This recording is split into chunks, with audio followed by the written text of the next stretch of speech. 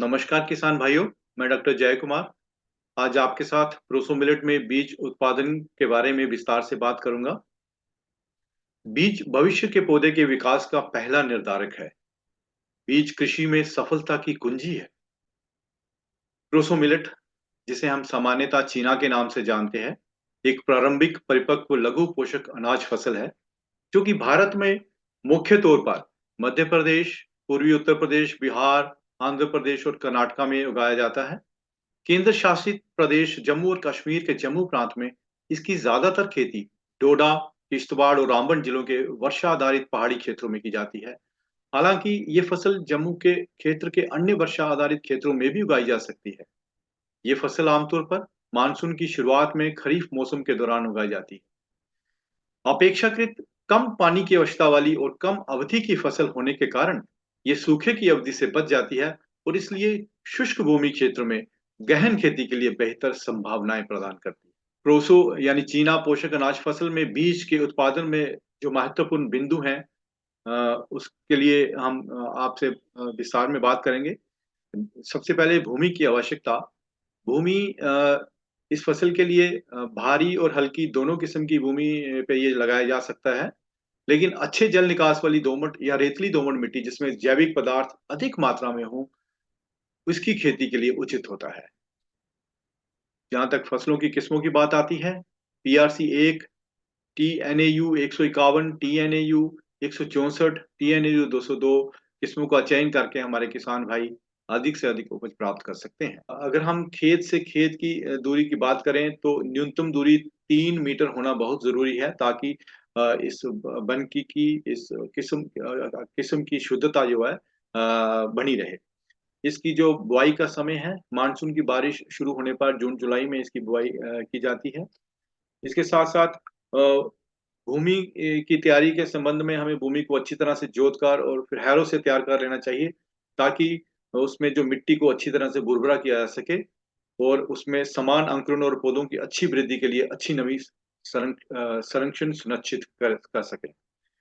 जहाँ तक बीज के स्रोत का सवाल है, अच्छी गुणवत्ता वाला प्रमाणित बीज हमें प्रमाणित एजेंसी द्वारा अनुमोदित होना चाहिए और ये खरपतवार के बीजों और अन्य फसल के बीजों से भी मुक्त होना चाहिए।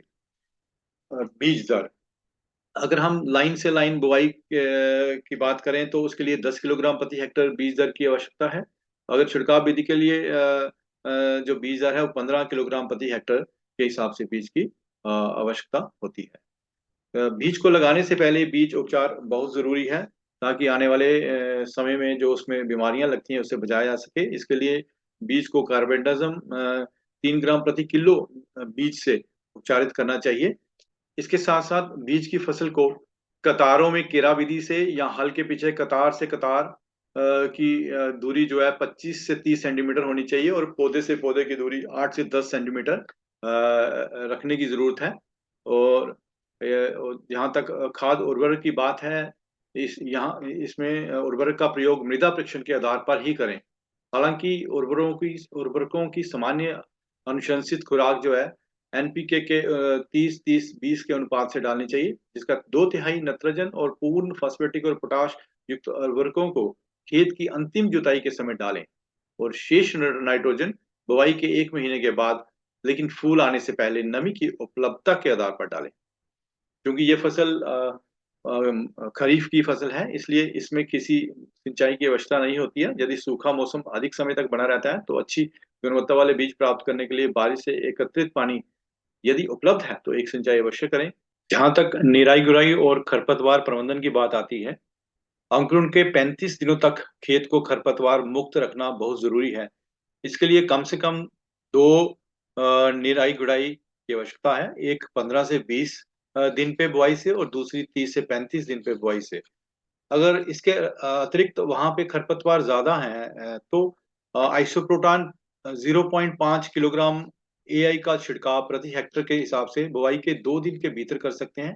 साथ साथ अगर वहां पे चौड़ी पत्ती वाले खरपतवार हैं तो हम 2,4-डी सोडियम नमक जो कि 80% 1 किलोग्राम एआई प्रति हेक्टेयर के हिसाब से बुआई के 20-25 दिनों के अंदर अंदर उसमें छिड़काव कर सकते हैं। जहाँ तक पौध संरक्षण के उपाय की बात आती है, इस फसल में शूट फ्लाई जो है एक गंभीर कीट है जो कि उपज की हानि काफी हद तक करता है। इसके प्रबंधन के लिए हमें इस फसल की अगेती बुवाई ही कर देनी चाहिए मानसून की शुरुआत में ही। और इसके साथ साथ कार्बोफुरान 3% दानेदार 30 किलोग्राम प्रति हेक्टर की दर से बुवाई से पहले मिट्टी में मिला दें। अ, इसके अतिरिक्त हेडस्मट नाम से एक बीमारी इस फसल में आती है, जिससे पुष्पगुच्छ लंबे और मोटे हो जाते हैं और फसल काटने से पहले स्मट के गुच्छे फट भी जाते हैं। तो इसके लिए हमें बीजों को 3 ग्राम प्रति किलोग्राम बीज की दर से सेरेसन से उपचारित करना चाहिए या फिर बीजों को गर्म जल उपचार से उपचारित करना चाहिए, जिसके लिए हमें 55 डिग्री सेल्सियस पर जो गर्म पानी को लेकर उसमें 7 से 12 मिनट तक हम बीज को भिगो के रखें। और उसके बाद छाया में सुखाने के बाद हम उसको खेत में लगा सकते हैं। इसके बाद रोगिंग जो कि बीज उत्पादन का सबसे मुख्य एक बिंदु है जिसके लिए हमें खेत में 2-3 बार जाके वहाँ पे जो उगने वाले अति संवेदनशील पौधे या बीमारी से ग्रस्त पौधे या दूसरी किसी किस्म के पौधे अगर वहाँ पे हैं, तो उनको वहाँ से निकाल लेना चाहिए। इसके लिए हमें 2 से 3 बार रोगिंग करनी चाहिए। पहली बार फूल आने के ठीक पहले या फूल आने के दौरान, और बालियों के बाद सिर का रंग जब बदल जाता है और परिपक्व होने लगते हैं, तब इसमें हमें अवांछित पौधे जो हैं उनको निकाल देना चाहिए।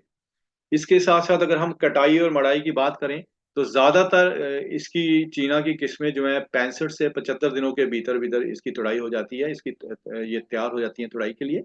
और उस समय इसमें जो नमी की मात्रा है 15 से 22% के बीच होती है। लेकिन इसमें एक बात ज़रूर ध्यान रखने के योग्य है, इसके जो ऊपरी सिरों की नोक में जो बीज हैं, जो निचले बीजों से पहले पककर बिखर जाते हैं और बाद में पुष्पगुच्छ परिपक्व हो जाते हैं। इसलिए जब लगभग 2 तिहाई बीज पक जाएँ, तब ही इस फसल की कटाई कर लेनी चाहिए। और इस फसल की गहाई जो हाथ या बैलों से भी की जा सकती है। इसके साथ-साथ फसल सुखाने, सफाई, बैगिंग और भंडारण के संबंध में भंडारण से पहले बीज की जो नमी है वो 8 से 10% तक लाने के लिए बीज को अच्छी तरह से धूप में सुखाया जाना चाहिए। और अच्छी तरह सुखाने के बाद बीजों को साफ करके थैलों में भर के और भविष्य में उपयोग के लिए इसको भंडारित किया जाना चाहिए। अगर हम बीज उपज की बात करें तो इस फसल से हम 15 से 20 क्विंटल प्रति हेक्टेयर के हिसाब से उपज ले सकते हैं। धन्यवाद।